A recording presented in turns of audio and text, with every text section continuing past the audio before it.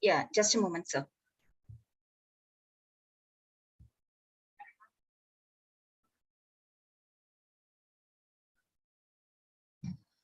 Good afternoon to one and all present here. I, Dr. Mani Meklai, Assistant Professor from the Department of Biotechnology. I would take an immense pleasure to welcome you all to the 7th day of 1-week professional development program on avenues of biotechnology. It is going to be a pioneering professional development program to bring together all renowned experts from the discipline of education and industries. It is an initiative in the process of emerging needs of universities and colleges. So once again, I welcome you all.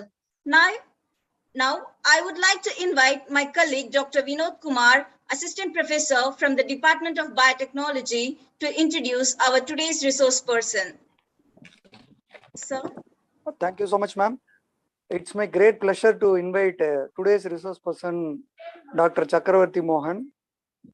He is a great friend of mine, and he did his bachelor's in biotechnology at AVS College under Periyar University, and later he joined postgraduate at Bharatiyar University, Coimbatore. Then he joined PhD at Sugarcane Beating Institute, and it was awarded by Bharatiyar University. After completing his PhD, he then moved to Brazil and did a postdoc at Federal University of Sao Carlos, and then later on for 2 years, and after that he moved for 1 year as a visiting scientist at University of Florida.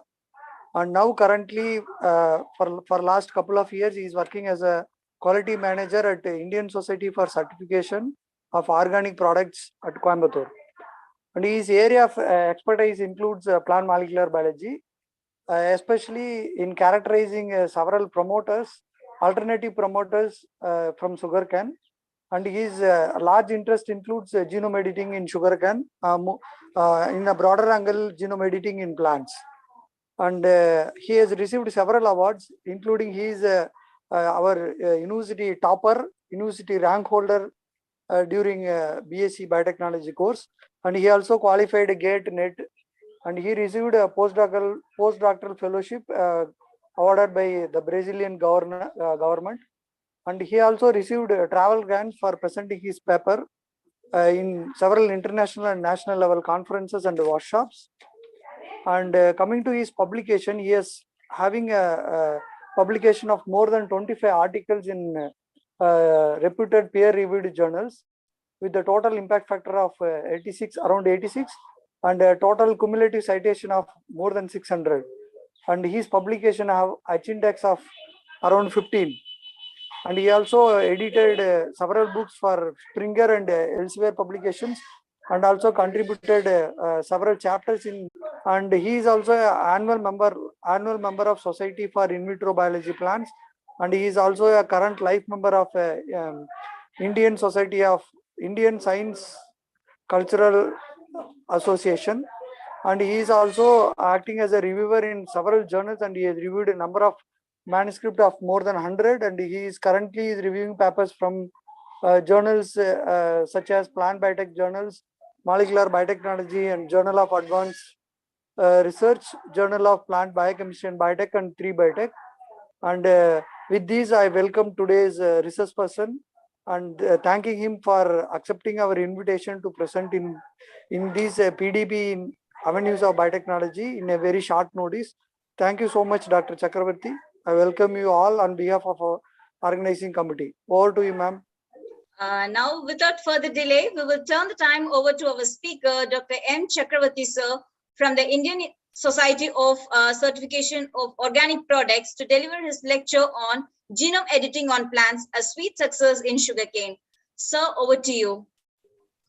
Thank you. That was a nice introduction. Thank you, Vinod, and thanks to SRM for the opportunity. Am I audible? Yes, Yeah. sir. Yes, sir. Okay.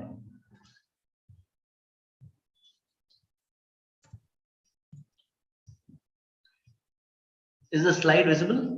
Yes, sir. Okay. So today we are going to see about genome editing in plants. Excuse me, sorry to interrupt. Can you keep it in a full slide mode, Doctor?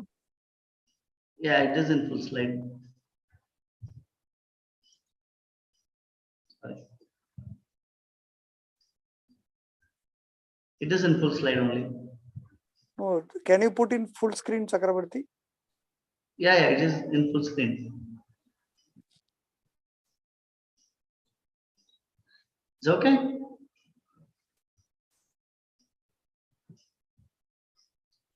Can you see it in full screen now? Can you try to change the slides better, because we are not getting full screen mode. Actually, we are seeing as a slideshow mode. Okay.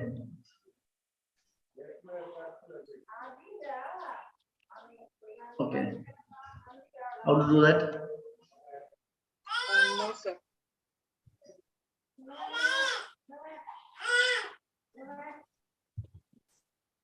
Is it now okay? No. You want it in slideshow mode or full screen? Yeah, full screen, you try it. Actually, this is currently in slideshow mode. Okay.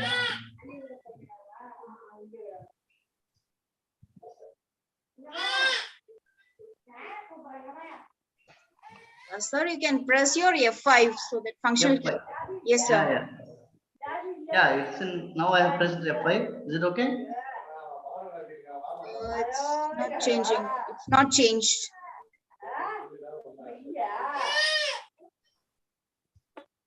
In right side lowermost corner, there Doctor, is scroll down the bottom. You have option. You can choose that one manually instead of short keys. At the bottom, you can see the presentation mode.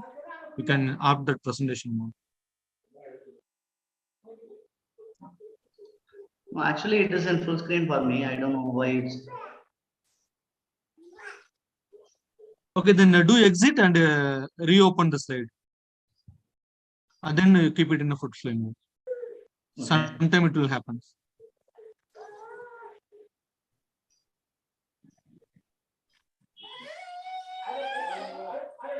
Is it fine?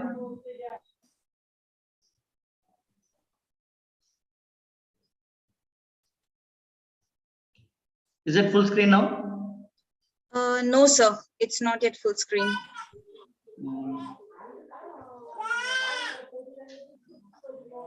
I'll just stop and do the screen again. Yes, sir. Yeah, you can close the document again, can reopen it.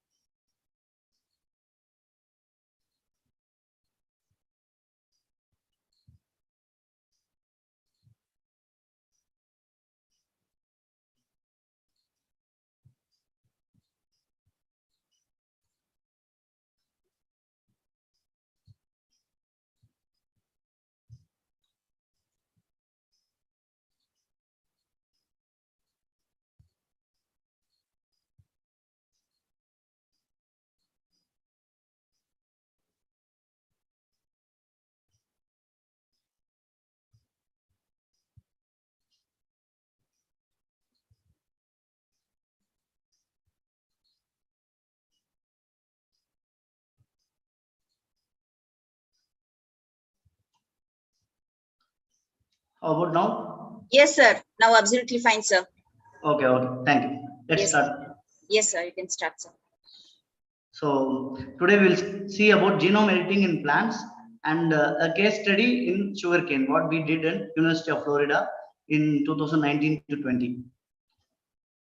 So this is a notification in March 2022, recently, like 3 months back, where Indian government has given some exceptions for site-directed nucleases based genome editing introduction. For example, SD1 site-directed nucleases 1 and site-directed nucleases 2. These genome edited products are said to be free from exogenous introduced DNA, and they are exempted from the biosafety assessment that is existing. This is a breakthrough in Indian biotechnology research, wherein for more than 30 years, the GEAC committee, the Genetic Engineering Approval Committee, has imposed severe restrictions on transgenic research, particularly genetic modifications. And there is a huge memorandum. I think you all know about the BT brinjal and the transgenics modifications, BT cotton, etc.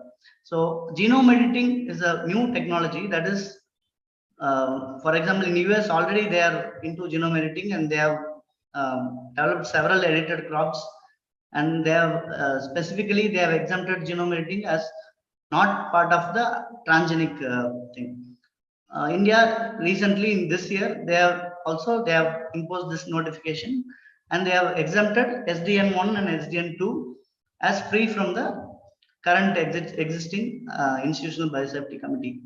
So they can exclude the genetic material or the genetic edited crops from the basic GMO thing. But the SDN3, that is site-directed nucleases 3, that involves transgenics. So they are in the same regulation.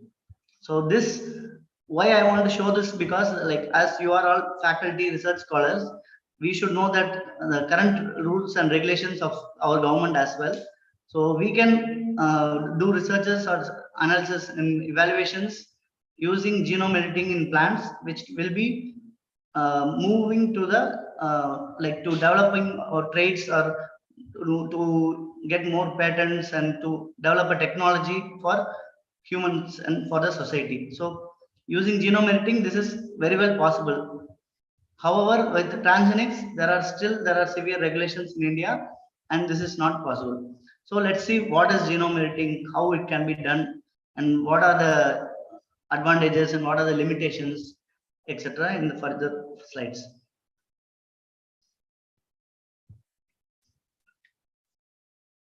So what is genome editing? It is just a mechanism to alter the genotype and phenotype of organisms. Basically, you just cut and copy paste. So how it is done? We use, as I told, we use nucleases, that is site-directed nucleases, that can also be called as targeted nucleases. And there are several types of nucleases. We will see one by one. And this total approach is called as targeted mutagenesis. So you induce mutations by different approaches or different strategies, and you target a specific trait or a specific gene. So there are different types of targeted mutagenesis. Basically knockouts, where you just knock out a gene or a fragment of a gene, so that you silence the expression of that particular gene, so that the function of the gene is knocked out. That is called knockout. And point mutations, you just make a mutation in that particular gene so that the function is silenced or repressed. The third part is insertions. We also call that as knock-ins, where it is called as also trait landing pads. Here you insert a particular gene which is else not available in that particular host organism. So these three types are called, these are the types of targeted mutagenesis. So as I told earlier, genome editing is differing from transgenics or transgenesis, wherein using genome editing we can ideally leave no transgene footprint at all. This I can explain you in further slides.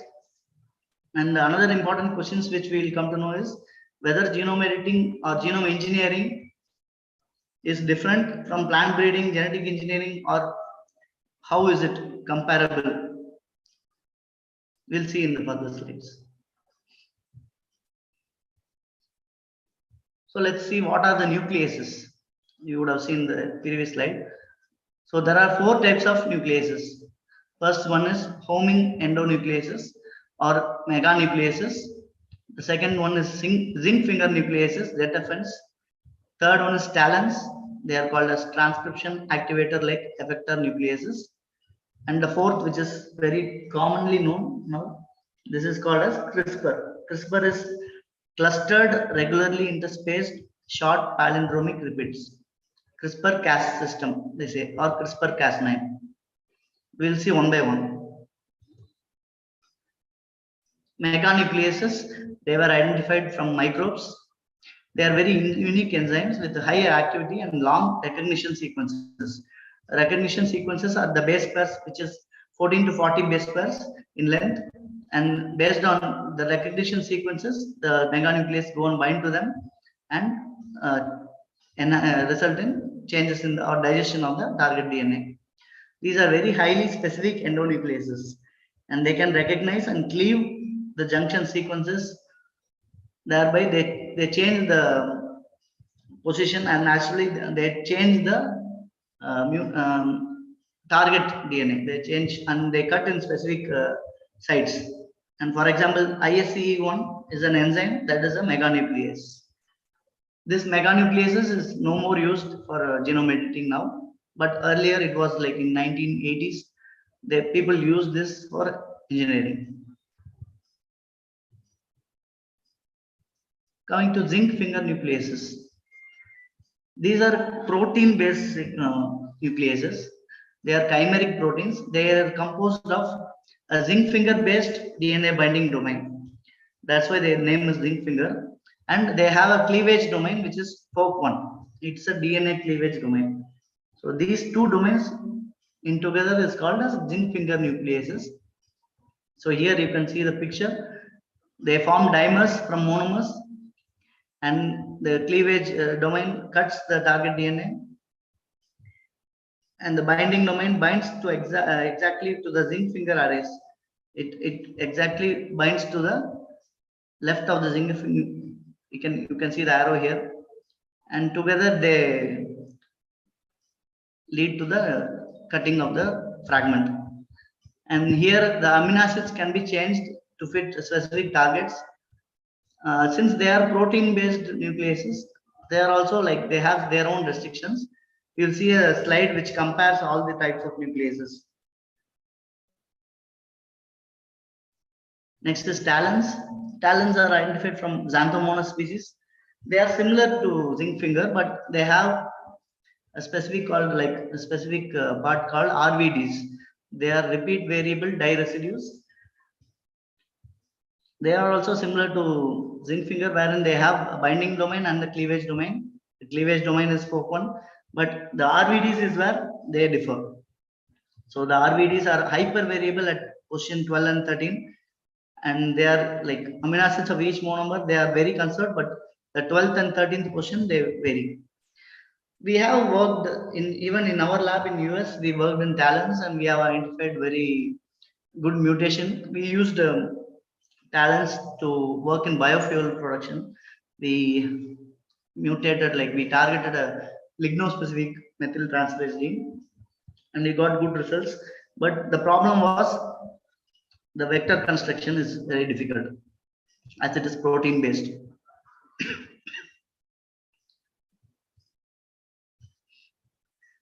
So coming to the CRISPR-Cas9, which is dominating our genome editing presently, like for the past 6-7 years, it's like there is a boom in genome editing. If you had read through different research articles, more than 200 articles are published every year in different plants using CRISPR. So this is the basic setup. Like you can see a host organism which is in blue, it's DNA in red color. So there is a guide RNA, which is a short 20 base 20 nucleotide length RNA sequence. It binds to the complementary region of the host DNA. Once guide RNA is bound, the Cas9 together gets activated, and it leaves at a position called as PAM. PAM is protospacer adjacent motif. It leaves in that particular position, causes nicks or breaks, which is called as double stranded break. And then once the nick is broken, the donor DNA comes out, and the DNA, that particular fragment which is green in color, it gets expelled, and then the host DNA repair mechanisms take over and the repairing occur, and so you get a final edited plant. So this is the basic picture, there is explain that explains what is CRISPR-Cas9. We'll see it in more detail in the further slides. So I told it is based on the bacterial system. It's based on the bacterial immune system. So this Cas9, CRISPR-Cas9, what we use in like more commonly used is from Streptococcus pyogenes.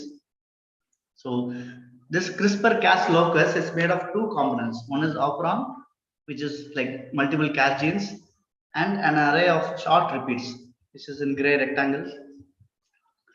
Together they form the CRISPR-Cas. This is basically based on the adaptive immunity.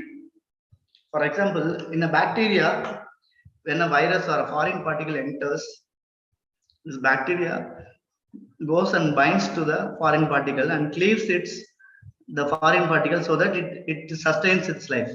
So this adaptive immunity was identified by researchers, and they took this system and for genome modification. So this adaptive immunity comes in three stages. First, an acquisition, where a specific DNA or a virus or a plasmid is acquired and integrated in the leader sequence. Then it enters. Second is the expression, where a pre-CRISPR RNA is transcribed and processed into mature CRISPR RNAs. The third stage is interference. The mature CRISPR RNAs and Cas proteins assemble, and they are invasive, like they cleave the nucleic acid molecules, the foreign molecules, and cleavage is done. So this is how bacteria works against the foreign particle, or it may be a virus or any plasmid. So this system was taken for genome editing and modified according to our convenience. So there are several Cas9 orthologs. So what we what we use is from SP-Cas9, that is Streptococcus pyogenes Cas9. We also have from other bacteria species as well. The enemy is called Neisseria from Neisseria, Staphylococcus. So there are several orthologs for this Cas9, but most commonly used is Streptococcus pyogenes based Cas9. We in our lab also we use this one. This is more convenient. So here the major thing is the PAM. You can see the PAM is differing from each ortholog. Where SP-Cas9, the PAM is NGG, GG, and N can be any nucleotide. But you see SA-Cas9, the PAM is 6 base pair, and it differs. For ST2 is like NGG, NG.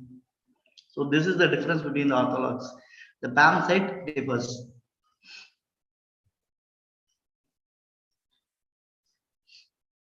So this table shows the different variants with the protospacer adjacent motif, the PAMs, and their targeted specificities.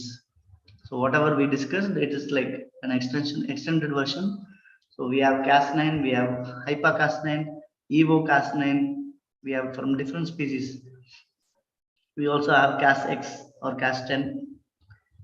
These are like from different bacteria, they have been identified, and they have altered PAM variants which can be used. For example, NGG may be very common in different species.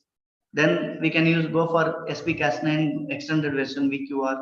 We can use SC-Cas9 from Streptococcus canis based on our convenience. But mostly people prefer SP-Cas9 because it's almost well established technique for genome editing.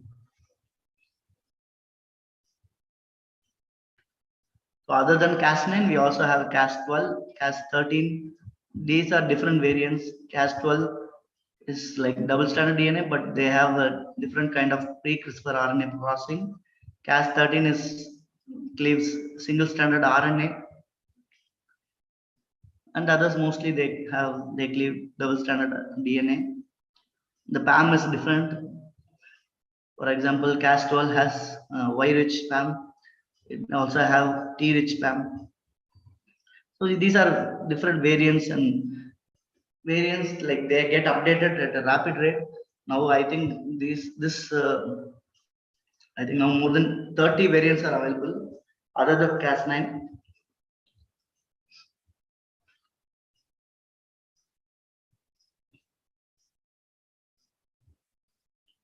So this slide I told you already. This compares between different nucleases. See, let's see the construction, the vector construction. You should use protein engineering because they are like protein-based domains. And for every target, single target, you use proteins, which is cumbersome and expensive and difficult. But Zetaphen and talons, they are involved, like proteins are involved. Whereas CRISPR-Cas9, you just use a short guide RNA, which is a single short DNA sequence. Targeting is also less predictable because they are protein DNA interaction based, whereas CRISPR-Cas9 is DNA RNA based interaction. It's not protein.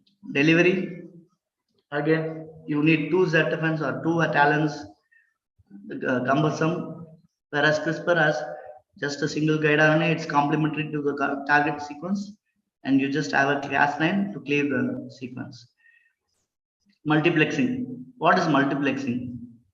So targeting multiple genes, multiple traits at the same time, which is very challenging because you need to have 2 targets, protein targets for every gene. Then if you have to modify 5 genes, you need 10.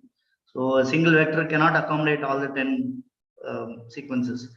Whereas in CRISPR, you can do more than 8 or 10 multiplexing.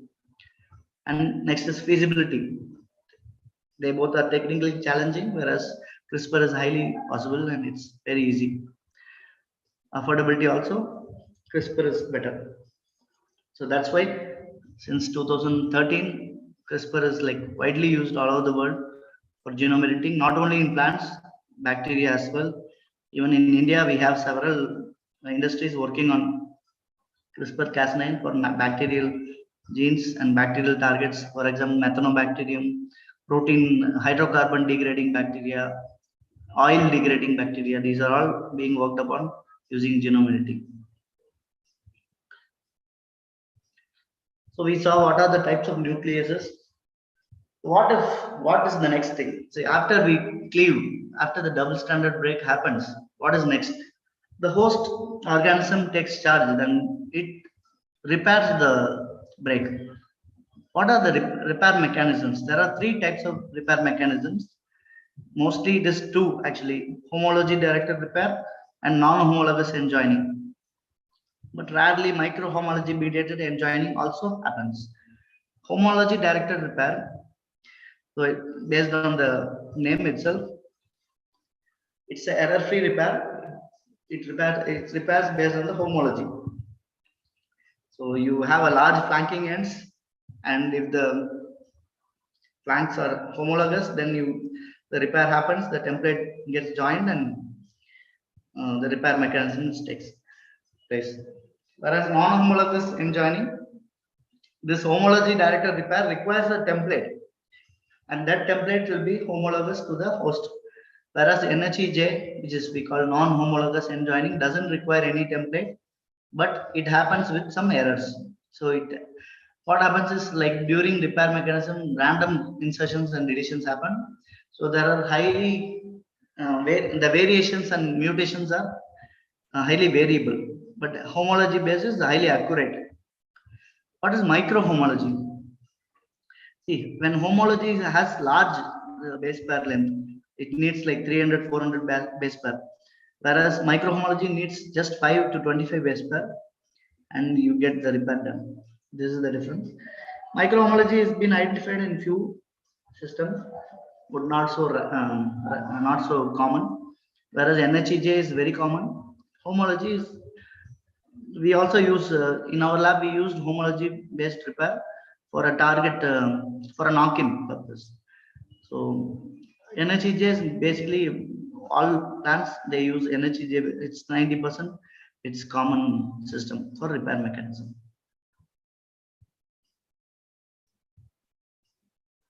So these are the basic applications, the fundamental applications of genome editing. You can delete a gene, you can duplicate, you can replace a gene with another one, insert a different gene. You can reprogram the transcriptional mechanism, the machinery. You can engineer epigenetic mechanism as well. And it's also have been used for imaging purpose, imaging of the loci and structural changes as well. These are the different applications, although not all are being used for plants. I think like 5 or 6 have been used. I think epigenetic engineering still people have to work. Structural changes also. Other than that, everything has been worked upon by at least in the model species like rice, tobacco, tomato, etc.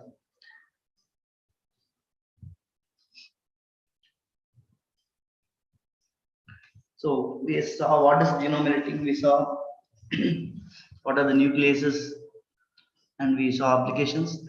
Now let's go into more deeper. How to edit a genome? Let's see like how to edit a plant genome. These are the 4 different steps. Basic first step is to identify or select a target gene. On what basis? Everything. We have to identify a particular gene. If a plant has not been edited earlier, you go with a albino type. That is called as like where you get albino plants. Basically, some genotype variation you have to identify. You can use magnesium chelatase or other targets. When you know the host, like when the whole genome is available, then you can target any gene, because already if you have the annotated genome, then things are easy. Once you decide a gene, then you have to design the guide RNA. And guide RNA, there are different online tools available. We'll see next slide. Then comes the vector construction. So vector construction also is like, it's a big ocean. You have different types of strategies. You have different multiple vectors, multiplex vectors, single polycystronic vector assemblies, golden gate mechanism. So you, based on your convenience and your like objective, you choose your vector and availability as well. Then comes to the delivery and the plant transformation. So how you are going to transform into the plant. Here also you have biolistics based method, which is a direct gene delivery, or you use agrobacterium, which is a natural engineer. You use agrobacterium mediated transformation. Once you get the transformed plants, you have to screen for the mutants, whether your gene editing has worked or not. Then comes the screening, where you can use restriction digestion, or you can use directly go for sequencing to find the edits. These are the 4 major steps. Let's see one by one. Target gene assembly. So, as I said, like for guide RNA design, you have several tools: CRISPR 2.0, CRISPR plant, chop, CRISPR, eCRISP. So when you have a gene, you just give the gene sequence into this software. They will give different guide RNA. They will like prioritize and they give a table of guide RNAs based on the efficiency and how effective they are. So you can choose and then you can design the guide RNA. Once you synthesize the RNA, once you design the guide RNA, you go for the synthesis.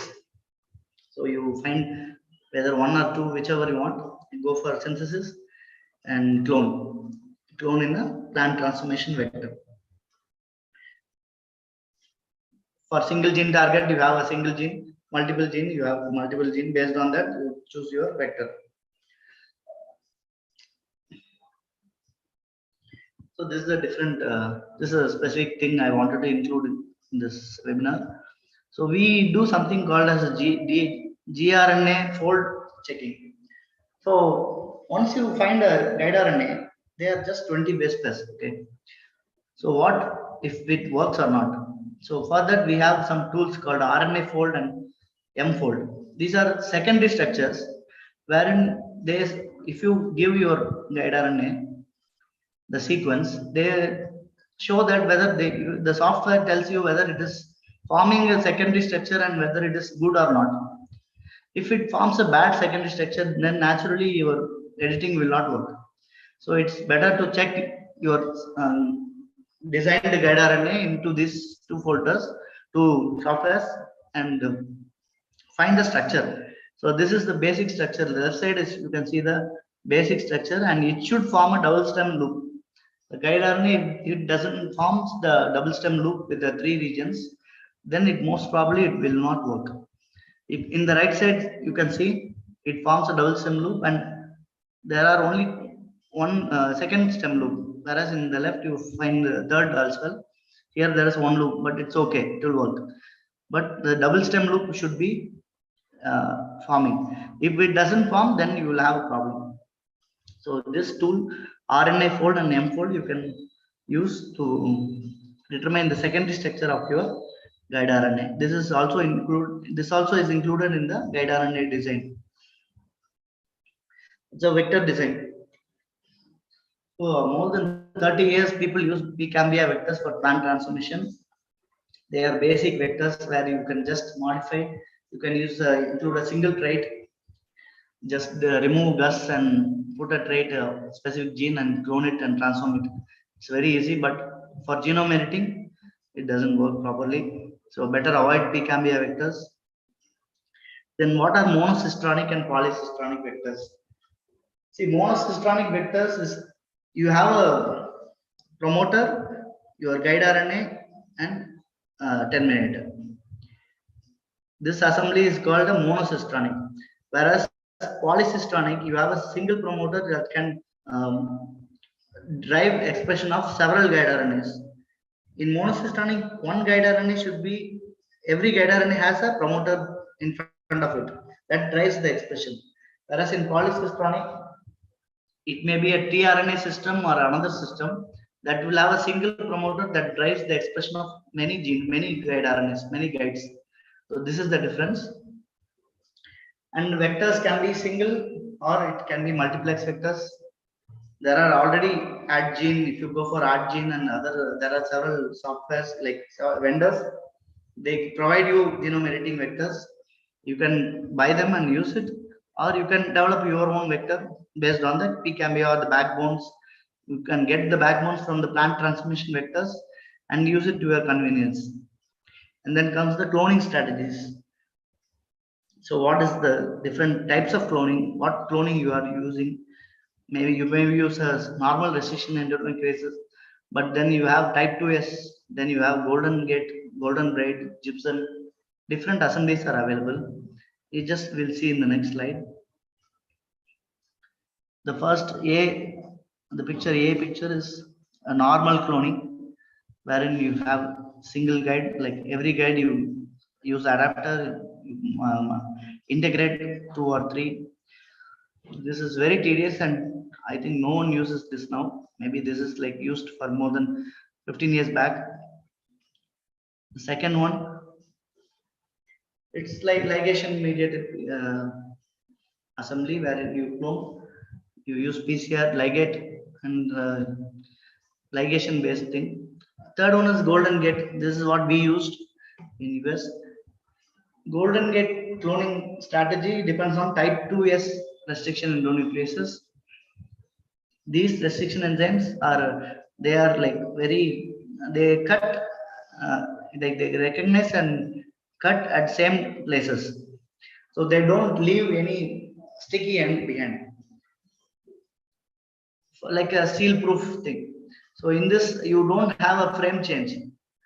Whatever enzymes like BSA1, these enzymes are used as, they are called as type 2S endonucleases. So we used this strategy, and it was very easy. And basic cloning, even it takes 3 days for a single cloning. In our research, we used 2 different vectors. One vector for guide RNA cloning, and the second vector is backbone cloning. Or you just clone your guide RNA, move it to the backbone, and then go for the plant transformation. This was very easier. The polycystronic assembly is tRNA based. As I told you, like a single tRNA system will be there, and multiple guides. You can see in the red ends are different ligated products where you have different guides, but the tRNA assembly is single one. So unfortunately for sugarcane, our tRNA assembly we tried didn't work. So we went for monocytonic assembly only. So, but it can work for other species. It depends on the lab and the things, what we use, the enzymes, etc. And it should be worked on like trial and error method only. But we stuck on to monocystonic golden gate assembly for our sugarcane editing. This picture, whatever I told, it's like a simple assembly. So you identify a guide, you know the exonic portion, we generally target the exon, you find the targets, then you clone it. This is the scaffold is the guide RNA clone, and then you move the guide RNA to the backbone, move the backbone. D is the vector, the guide RNA vector assembly. So you have a U6 promoter, guide RNA associated with the scaffold. Similarly, you have a guide RNA2 with the scaffold. Then move these to the plant transmission vector, which is E. So you just ligate guide 1 assembly and guide 2 assembly, where you have in the lower part you have your bar gene, Cas9, which is driven by a Cambius promoter, and then for canamation resistance. Basically, these steps, this may be theoretical, practically it will be. I don't know whether you understand well, but this when you do it practically, it will be more easily. You can do it easily.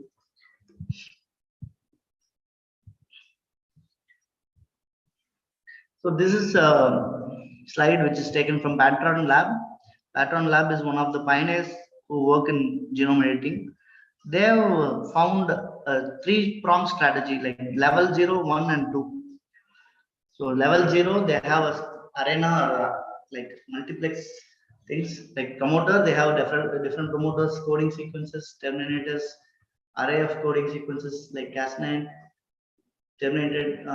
It comes like that. And then you find the level 0, you identify your promoters and terminators, go for level 1 cloning. And these are level 1 where LB, RB is left border and right border. And then you go for the level 2 construct, which is transformation vector. So this I just gave for a understanding purpose. Every lab they have their own strategies.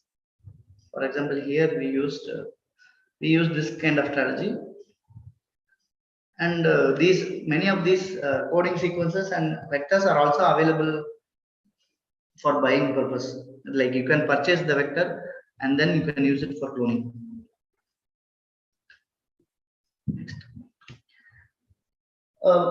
Let me give an example. For example, sugarcane, if we transform sugarcane today, we get a transgenic or a transformed plant after 6 months. So after 6 months of all work, you find out if the gene is edited or not. So what is the problem? You waste 6 months if the editing doesn't work. So that's why we go for in vitro assays. What is in vitro assay? You just once you identify a guide RNA, you use the guide RNA and you amplify the product. Like you just amplify the segment and use the in vitro tube assay. You put your Cas9, guide RNA and the sequence DNA template. Just run it in a gel. See whether it's the Cas9 cleaves or not. In the left, you can see the gel picture from Takara, where you can identify like non-cut is 0% cleaved, whereas 1, 2, 3, and 4 you have different cleavages. So once you have a cleaved fragments, then you can very well know that your nicking or your double strand cleaving is happening, which means your guide RNA is working. If the in vitro assay fails, then you have to go for changing your guide RNA. See, whatever theoretically we find or theoretically we assume, which may not be working when you work practically. When you do it in practice, the guide RNA cannot work all the time. So it's better always to go for in vitro assay to validate to validate your guide RNA, which will save your much efforts. Instead of finding it not working in the after transformation, you just find it before transforming you go for this in vitro assay and then go proceed with plant transformation. Like in vitro, we also have in vivo assays.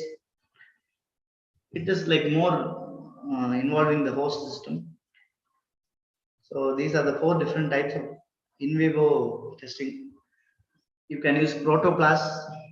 So this picture shows the GFP fused protoplast assembly, protoplast fusion of transient assay.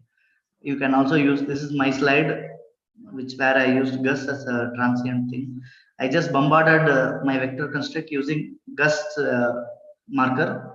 So here you can see 35, 6, 3 and 35. These are different constructs. You can see the 5th and 6th tube didn't work much, but first 3 has worked very well. Like this, you can screen the vectors. You can also go for agrobacterium or cell suspension, whichever is convenient. Like in vitro, you can also test in vivo before plant transformation. That's what I want to tell. Coming to the generating the transient or stable lines. Transient is just for few days. Stable, it goes for next generation. Stable transformation, basically you go for biologistics or agrobacterium unless it's Arabidopsis, when even floral dip method can be used.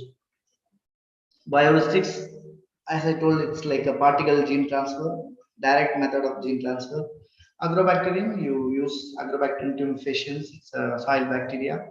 It's a natural engineer. It has a tDNA segment wherein you the clone you just mobilize into agrobacterium, so that when it is transformed into plant, it transfers its tDNA region. So and along with the tDNA, your gene of interest also gets into the host. This is how the agrobacterium transformation occurs. Whereas biologistics is just direct DNA transfer.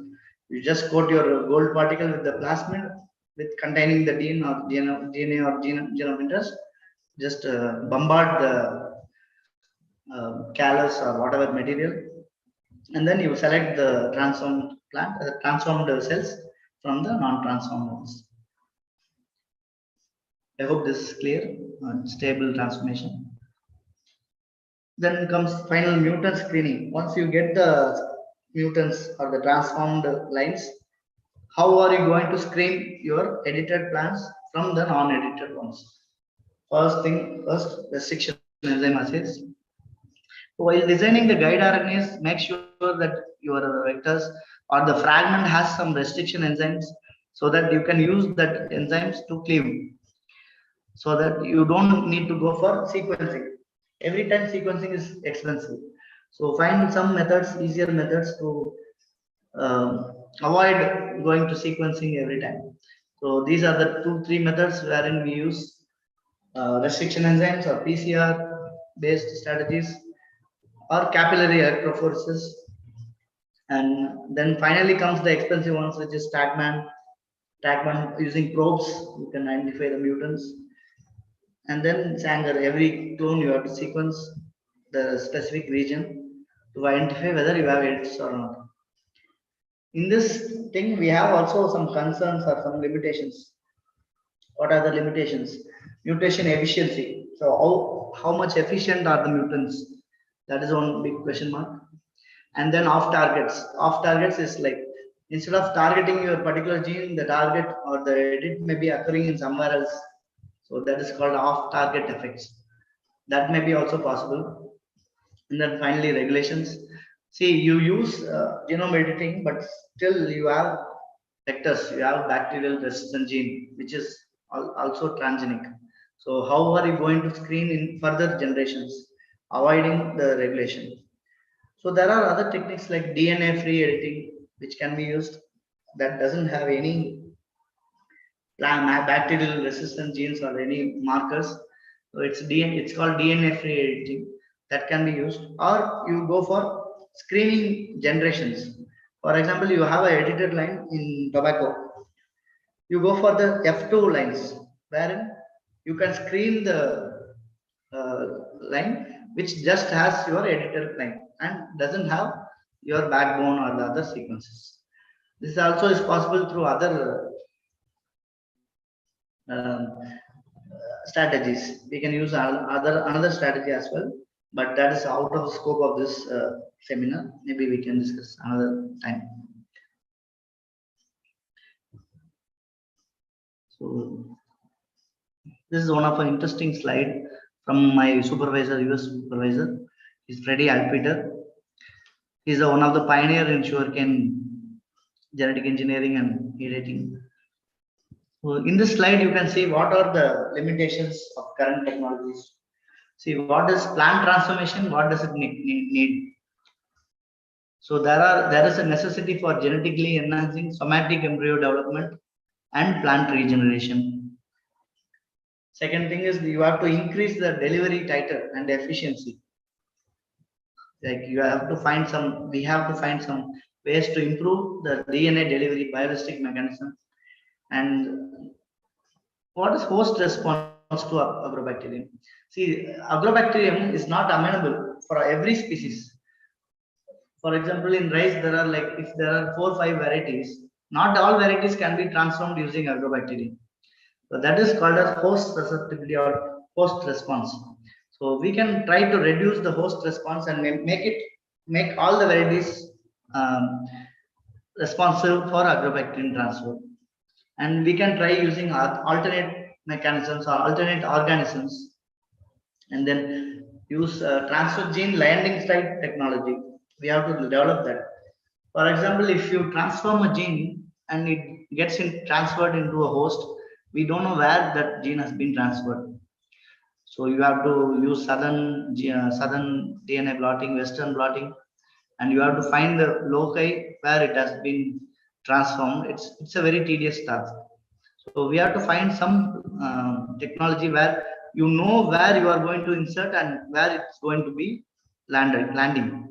So that's a big task or a challenge. And then we have to innovate. We have to use more automation and tissue culture free methodology, because every transformation involves so much of tissue culture. It needs sugarcane needs 6 months of vigorous tissue culture techniques.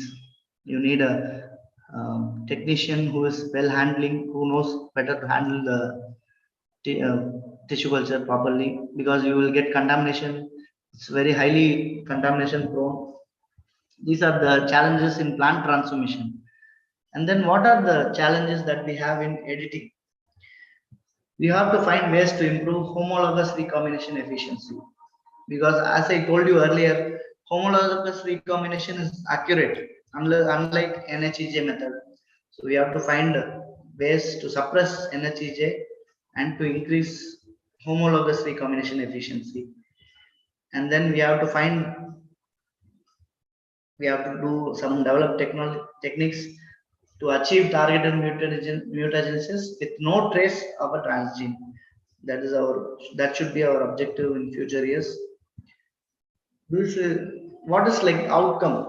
So we will get a healthy and affordable food supply, and genome editing will lead us to get a sustainable food feed, fiber, fuel, and chemical production.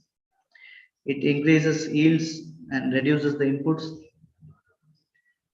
And then the general hypothesis is investment should be more in plant science and genomics in a broader perspective, so that we will get better developments and good developments in crop improvement.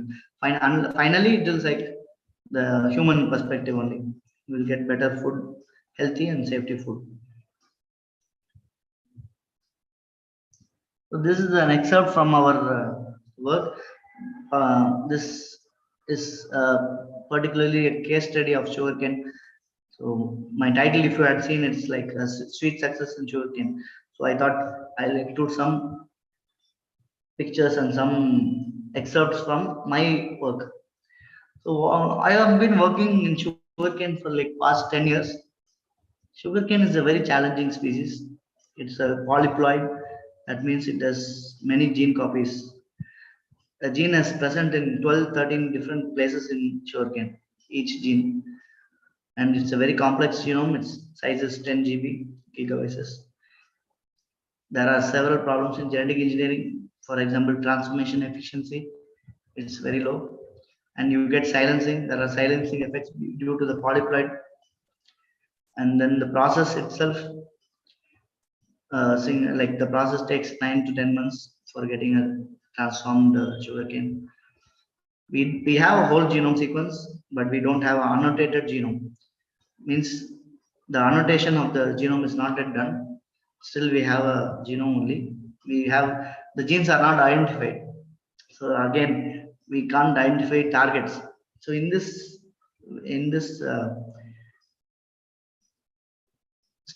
current scenario, we identified we several targets. We worked on 4 targets: phytoindesaturase and other 3, and methylene like magnesium chelatase and other 2 genes. And we found, this is from my research article published in Frontiers in Genome Editing. We used this magnesium chelatase gene. We targeted this gene using CRISPR-Cas9. We identified 2 guide RNAs. You can see here in exon 3, single sgRNA1 and sgRNA2. This is B in the slide B. You can see it's in vitro assay, wherein you can see undigested and you can see sgRNA2 1 and 2 cleaved. You can see the cleavage marked. This is a vector. We used U6 promoter. This is the monocytonic vector. See, you can see every promoter has, every guide RNA has a promoter to drive. This is the monocytonic vector assembly. Here you can see my transformation, the plates which I've done. The wild type, which is green in color, HY1, means heat treated yellow 1. So in this is an interesting gene. It is involved in the chlorophyll synthesis. That means it is responsible for the green color.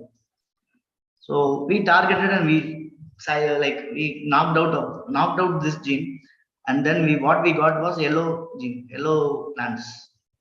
Here you can see green plant WT HY1 is yellow. This yellow was the edited line. When this work was published in Frontiers and Genome Editing last year, and I also published this work on opportunities and limitations of gene editing. Like this year, it was in January. These are some publications related to genome editing.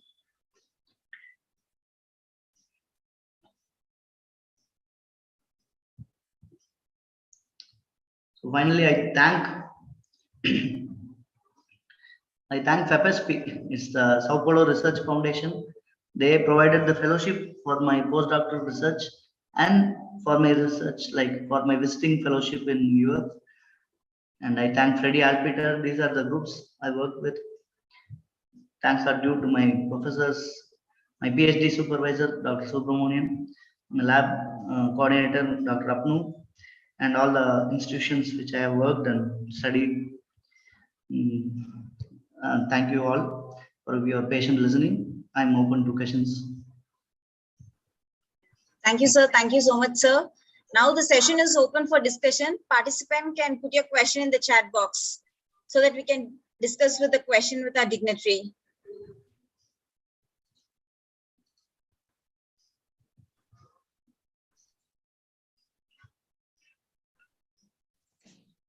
There is some questions from some students side. Just refer the chat box. Yes. It might be not from his expertise, but if you can answer for those 2 questions. Yes, sir. Okay. So can I read out the question or? Yeah, please, you can read out. Yes, sir. It's a candidate passed out from the genetics and plant breeding due to COVID. No entrance occurred. When they occur in this January 2022, it couldn't qualify. So he's trying, it seems. So can you suggest some more period or some project so that he could able to join as a project assistant or something like that, sir? We need some career guidance in his field. He's a passed out student from the plant genomic engineering, it seems, sir. Okay. Yeah. What exam she didn't qualify? I don't know. What is that exam that she wanted to try? It's an examination for project assistant. Project assistant. Okay. Yes, sir. Yes, sir. The student is from Jharkhand. Jharkhand. Okay. Yes, sir. Yeah, just the fundamentals, like basically you have to go through more fundamental subject books like genetics and plant breeding, plant biotechnology. There are good books available. Go for international authors, read more. Like there are so many options now with this internet and things. Try to work more on the subject and your take on the subject. I will go only with the fundamentals. If you are good in fundamental, it's easier to clear the exams. There is one more question from the same candidate. What are the fields a candidate can go who has passed postgraduate in genetics and plant breeding? Which field you can suggest for PhD, sir? Suggestions you PhD in genetics, cytogenetics, plant breeding, all are possible. Biotechnology, agricultural biotechnology. Go for like good institutions, research institutions like CSIR, even ICAR institutes. They are good. Like find out what subject you are interested and what is your skill in that. Whether you are talented and you have some good practical knowledge and theoretical knowledge, select some good institutes or universities and then try. That will be helpful. Another candidate, I think this question is also from the student side, research postgraduate student, it seems. So CSIR net for PhD, I gave exam, but the question is incomplete. I request a participant to give you a complete question. And the next question, I think I can read it out. What are the bioethics associated with plant genome editing? As there is whole debate about GM crops. Yes, sir. Yeah, so as I told you, like GM crops, genetically modified crops is still not accepted in India. But genome editing is as a whole a different subject. So genome editing, SDN1, site-directed nucleases 1 and 2 are exempted as of now. And still government is working on different regulations, standards and things. But there are scopes in genome editing, but genetic engineering still it's regulated. As of now, only BT cotton has been exempted, and there are like GAC committee has approved, and there are BT cotton. But still, as I am involved in organic certification, now we find that BT cotton itself is a problem for organic. So currently, we like due to COVID, people are more hygienically aware, and people are moving from chemical like conventional crops to organic crops, where GM like BT even is like a problem. So we should have a standard regulations, and we should monitor them regularly before releasing into the system. So that would be very good.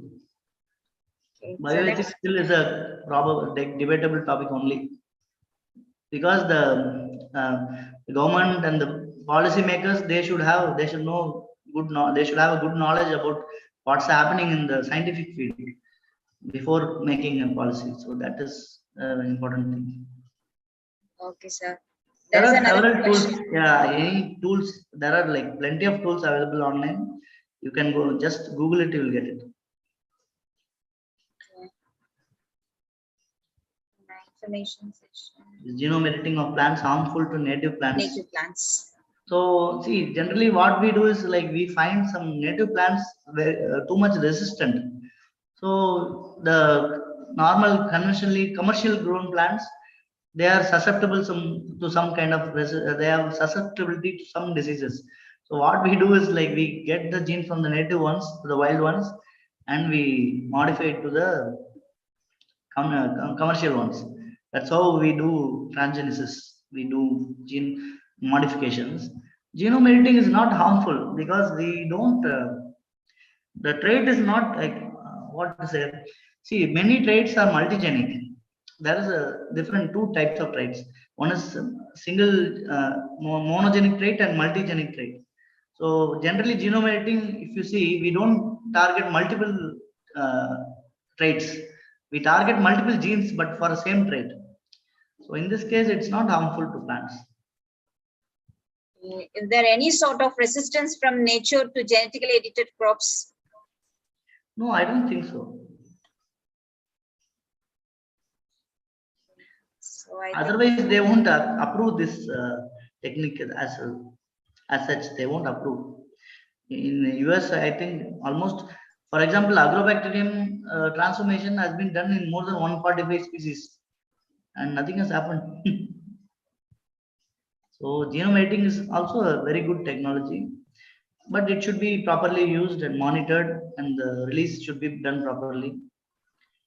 Even after the release, the genome edited crop should be monitored and regulated, and then it will be better. I think that's all for this. The question session is over. And thank you so much, sir, for accepting our invitation to deliver the lecture. And sir was started with the basic information about the genome editing, then followed by types of engineered nucleases, then to the top-notch CRISPR-Cas9, and how to edit the genome, and the entire process was explained. Thank you, sir. Thank you so much, sir. It was really an insightful presentation that we had today, and thank you so much, Chakravarti, sir. Thank you, ma'am. Yes, sir. And sir, shall we go for the concluding session of today's event, sir? Yes, ma'am, please. Yes, sir. I deem it a great honor to propose the vote of thanks to all who have helped us in making this professional development program such a resounding success. The entire fraternity of the institution, first of all, I extend my most sincere thanks to the Almighty God for making our all session a resounding success. With His blessings and grace, we are able to make this event what it was. My sincere gratitude to our SRM management, Ramapuram, for their extensive support and opportunity. We are highly appreciative of the leadership encouragement and extensive support provided by our Dean Sir, Dr. C. Sundar, College of Science and Humanities. I'm thankful to our Vice Principals Academic, Dr. Ashokan Sir, and Vice Principal Admin, Dr. Dileepan Sir. My special thanks to the Professor and Head Computer Science, Dr. Umarani Ma'am, for their Zoom platform. I'm thankful to Mr. Uday Kumar and Mr. Vignesh for their technical support. I acknowledge the unwavering support received from our head of the department, Dr. Kamraj Sir. Honestly, I have no strong enough to express my gratitude to our resource persons from the day one, Dr. R. Ganesamurthy from the Vinayaka Mission Research Foundation, Dr. M.D. Balakumaran from the DG Vaishnava College, from the day 3, Dr. K. Kasturi from Tahur Medical College, day 4, Dr. Gautam Kumar from Central University of South Bihar, day 5, Dr. J. Arvind from Savita School of Engineering, day 6, Dr. Vishnu Kiran Manam from IB Group of Aquaculture, and day 7, Dr. M. Chakravarti Sir, Indian Society for Certification of Organic Products, for kindly accepting our invitation and deliver the talk. We hope this professional development program would help us to expand our knowledge definitely on avenues of biotechnology. And I'm thankful to all the faculty coordinators, started from Dr. Vinod Kumar Sir, Dr. Priya Ma'am, Dr. Rajendran Sir, Dr. Suresh Sir, and the technical committee members who have greatly helped us in organizing this professional development program. The team has done an incredible job. Finally, the wonderful participants who have turned up in such great numbers, not only from our institution, but also from other universities and colleges. Thank you so much for your cooperation. Once again, I thank all of you cordial cooperation. Thank you one and all.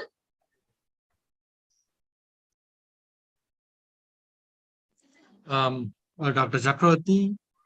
Yes, sir. Yes, sir. Do you hear me? Yeah. Tell me. Okay. Thank you for accepting our invitation and prepared for this presentation, even a very short notice. We are really grateful to your effort. Thank you, sir. Thank you. you Dear so participants, much, the feedback link has been given in the Zoom link. Kindly fill it out. Make sure that the link will be expired by around 4 p.m. by today. So kindly fill it the form on or before 4 p.m. So because we want to ensure the certificate is receiving only the active participants, so we have made some restrictions. So kindly fill the feedback form on or before 4 p.m. today to receive the certificates. Make sure while you are entering the details, The details were error-free. Since it's an automatic generation of certificates, the details whatever you filled will be reflected in your certificates. So make note of it. Thank you so much for all the participants who given a warm support for all the 7 sessions in this 1 week PDP program. We expect the same support and cooperation from your side for our upcoming FTP faculty development program from July 4th through 10th.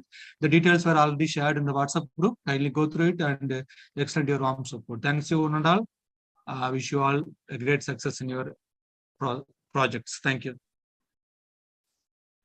Thank you, sir. Thank you for all the participants. Yeah, you can stop recording and let the session alive for a few more minutes. Yes, sir. The feedback link is available in the chat box. I request all the participants to kindly fill the feedback